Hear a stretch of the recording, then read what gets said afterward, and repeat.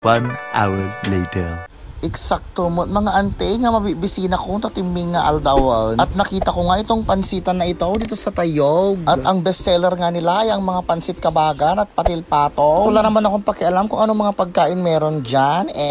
Basta ang importante sa akin, masarap. Di samahan niyo akong tikman at lasapin ang sarap ng mga pagkain dito sa Cagayan Pansiteria.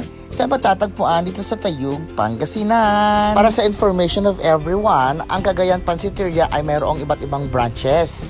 At ang isa may tatagpuan dito sa Tayug, Pangasinan. At syempre, open sila everyday. Ang Cagayan Pansiteria ay matatagpuan lamang malapit sa EPDH, Tayug. At ito ay nasa along the highway lamang, kaya madali lang itong hanapin. At syempre, sa laki nga ng mga menu na nakalagay sa labas ng kanilang pwesto, tiyak na mapapansin mo ito, di ba? Kaya halika at bumisita dito at tikman ang kanilang mga pansit at syempre mga lutong bahay na din.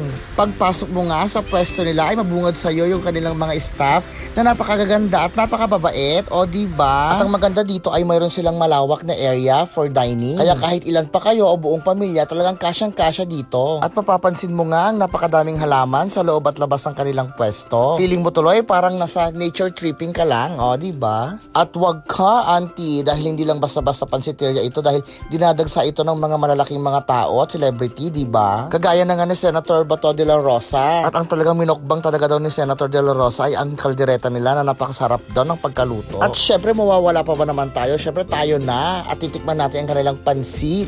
Hindi lang pansit ang kanilang pinagmamalaki dito sa Cagayan Pansiteria. Meron din silang iba't ibang mga potahe at lutong bahay dito. Kung gusto mo ng baka, manok, baboy, isda, name it, they have it, diba?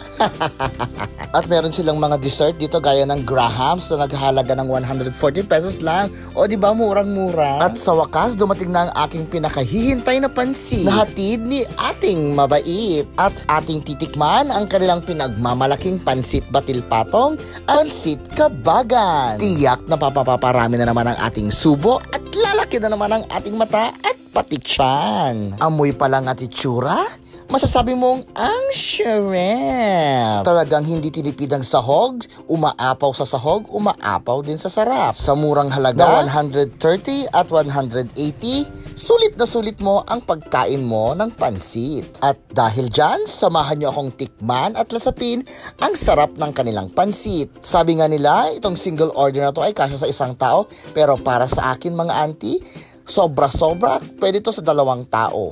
O ano na mga auntie, lasap na lasap mo na ba ang sarap ng pansit batil patong? Ano pang hinihintay mo? Tara na sa Cagayan Pansiteria para tikman ang kanilang pinagmamalaking pansit. Paalam!